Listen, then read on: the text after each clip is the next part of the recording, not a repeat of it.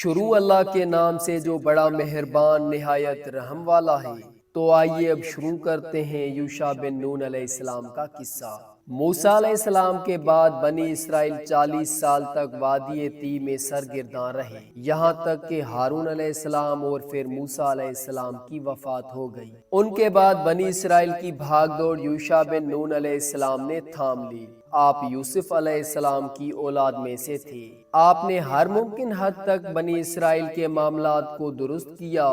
40 سال کا عرصہ پورا ہو گیا تو یہ بنی اسرائیل کو لے کر بیت المقدس کی طرف چلے، کیونکہ یہ بات ان کے لیے لکھی جا چکی تھی کہ وہ وہاں سکونت پذیر ہوں گے۔ سورۃ المائدہ آیت 21 میں ذکر موجود ہے، اے بھائیو، تم ارض مقدس یعنی ملک شام میں جسے اللہ نے تمہارے لیے لکھ رکھا ہے داخل ہو چلو، اور دیکھنا مقابلے کے بعد پیٹھ نہ پھیر دینا۔ اے میری قوم، اس مقدس زمین میں داخل ہو جاؤ جو اللہ نے تمہارے نام لکھ دی ہے۔ مقصد یہی تھا کہ ایلیا شہر ان کا مسکن بنے اور وہ اس میں حکومت کرے۔ انہیں میدان تیہ میں محصور ہونے کی سزا اس بنا پر ملی تھی کہ وہ یہاں کے زبردست اور جنگجو لوگوں سے ڈر کر شہر میں داخل نہیں ہوئے تھے۔ 40 سال تک وعظ و نصیحت کی وجہ سے وہ اس میں داخل ہونے کا پختہ عزم کر چکے تھے، اس لیے شہر میں داخل ہو گئے۔ پچھلے حکم کا انکار کرنے والے اور بچڑے کی پوجا کرنے والے ہٹ درم لوگ مر کھپ چکے تھے۔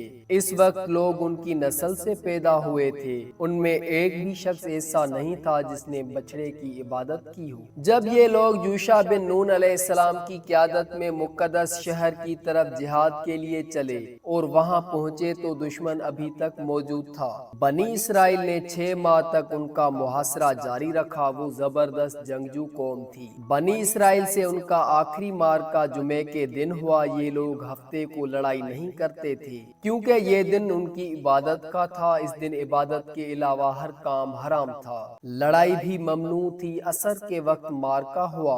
بنی اسرائیل بڑی حد تک کامیابی حاصل کرتے آگے بڑھتے چلے گئے، لیکن اسی وقت سورج غروب ہونے کا وقت ہو گیا۔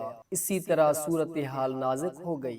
بنی اسرائیل جمعے کے شام سورج غروب ہوتے ہی ہفتے کے دن کی عبادت شروع کر دیتے تھے۔ اب اگر سورج غروب ہو جاتا تو وہ لڑائی بند کرنے پر مجبور ہو جاتے، اس طرح ان کی فتح درمیان میں رہ جاتی۔ اس موقع پر یوشع بن نون علیہ السلام نے سورج کی طرف دیکھا اور بولے، تو بھی اللہ کی طرف سے مقرر کردہ ہے اور میں بھی اللہ کی طرف سے مقرر کردہ ہوں، یعنی ہم دونوں ہی اللہ تعالیٰ کی مخلوقات میں سے ہیں اور اللہ کے حکم کے پابند ہیں۔ پھر آپ نے یہ دعا کی، اے اللہ، اسے ہمارے اوپر روک دے۔ رسول اکرم صلی اللہ علیہ وآلہ وسلم کا فرمان امام احمد رحمۃ اللہ علیہ نے بیان کیا۔ آپ صلی اللہ علیہ وآلہ وسلم فرماتے ہیں، سورج کسی بشر کے لیے نہیں روکا گیا سوائے یوشع بن نون کے۔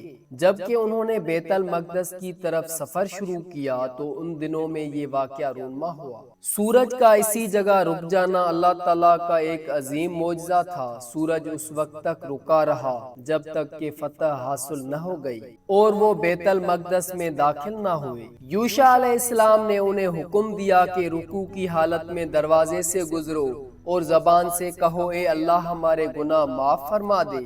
مطلب یہ تھا کہ گزشتہ سالوں میں ہم سے جو غلطیاں ہوئی ان سے ہمیں پاک فرما۔ اللہ تعالیٰ سورۃ البقرہ آیت 58 میں فرماتے ہیں، اور اس وقت کو یاد کرو جب ہم نے تم سے کہا کہ اس بستی میں داخل ہو جاؤ اور جو کچھ جہاں کہیں سے چاہو با فراغت کھاؤ پیو اور دروازے میں سجدے کرتے ہوئے گزرو اور زبان سے حطتن کہو، ہم تمہاری خطائیں معاف کر دیں گے اور نیکی کرنے والوں کو اور زیادہ عطا کریں گے۔ القدس فلسطین کا دارالخلافہ تھا، یہاں ہر طرف سے پھل آتے تھے، خود بھی زرخیز علاقہ تھا۔ اللہ تعالیٰ نے فرمایا، جو جی چاہتا ہے یہ کھاؤ پیو۔ جب نئی نسل کو یہ حکم ملا تو اپنے آباء و اجداد کی طرح انہوں نے بھی نافرمانی شروع کر دی۔ ان کے دلوں میں ایمان تو تھا لیکن مضبوط نہیں تھا۔ اسی وجہ سے وہ یوشع علیہ السلام کے ساتھ مذاق کرنے لگے اور ہتتن کی بجائے ہنتتن فی شاعرتن کہنا شروع کر دیا۔ اس کا مطلب ہے گندم اپنی بالی کے اندر اور بغیر سجدہ کیے اندر داخل ہو گئے۔ اس بارے میں اللہ تعالیٰ سورہ بقرہ آیت 59 میں فرماتے ہیں، ان ظالموں نے اس بات کو جو ان سے کہی گئی تھی بدل ڈالا۔ اس بات سے ان کی ہٹ درمی اور سرکشی کا بخوبی اندازہ لگایا جا سکتا ہے، اور اس بات کا بھی اندازہ لگایا جا سکتا ہے کہ احکام الہی کے ساتھ استہزاء و مذاق ان کے لیے معمول حیثیت رکھتا تھا۔ یہ حقیقت ہے کہ جب کوئی قوم اخلاق و کردار کے لحاظ سے اس قدر زوال پذیر ہو جائے تو وہ احکام الہی کے ساتھ اسی طرح کا سلوک کرتی ہے، اور جب کسی قوم کی حالت اس حد تک خراب ہو جائے تو اس پر اللہ کی طرف سے عذاب ضرور نازل ہوتا ہے۔ چنانچہ ان پر بھی عذاب الہی کا کوڑا برسا۔ اللہ تعالیٰ سورہ بقرہ آیت 59 میں فرماتے ہیں، ہم نے بھی ان ظالموں پر ان کے فسق اور نافرمانی کی وجہ سے آسمانی عذاب نازل کیا۔ ان لوگوں نے اپنی ہٹ درمی کی وجہ سے اللہ کے احکامات میں تبدیلی کی۔ اس طرح آیت الہی میں تحریف کا دروازہ کھلا اور یہ لوگ تورات اور کلام الہی میں تبدیلیاں کرنے لگے۔ بنی اسرائیل میں یہ سلسلہ اس وقت سے شروع ہوا، نتیجہ یہ کہ ان پر عذاب نازل ہوا۔ صحیح مسلم میں نبی کریم صلی اللہ علیہ وآلہ وسلم کا ارشاد گرامی ہے، طاعون ایک عذاب ہے جو بنی اسرائیل پر یا تم سے پہلے کسی امت پر بھیجا گیا۔ چنانچہ بنی اسرائیل پر عذاب نازل ہو گیا، اس کی وجہ سے ایک ہی دن میں 20,000 افراد لقمہ اجل بن گئے۔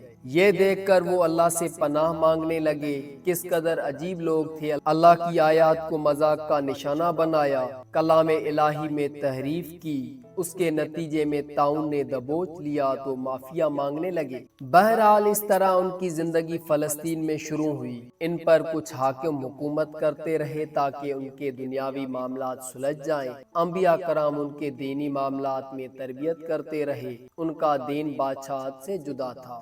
دین علیحدہ ہو گیا اور حکومت علیحدہ ہو گئی۔ حکومت اور اقتدار یعقوب علیہ السلام کے بیٹے یہودا کی اولاد میں تھا اور نبوت یعقوب علیہ السلام کے بیٹے لاوا کی اولاد میں تھی۔ انبیاء کرام رشد و ہدایت کا کام کرتے رہے، ان سے مشاورت بھی رہی، لیکن دنیاوی معاملات کی باغ دوڑ صرف بادشاہوں کے ہاتھ میں تھی۔ حکومت اور نبوت کی یہ جدائی یوشع علیہ السلام کی وفات کے بعد ہوئی۔ یوشع علیہ السلام جب تک زندہ رہے وہ ان کے بادشاہ بھی رہے اور وہ نبوت سے سرفراز بھی رہے۔ یوشع علیہ السلام کی وفات موسیٰ علیہ السلام کی وفات کے 27 سال بعد ہوئی۔ آپ نے 127 برس کی عمر پائی۔ معزز سامعین، تو یہاں پر یوشع بن نون علیہ السلام کا قصہ مکمل ہوا۔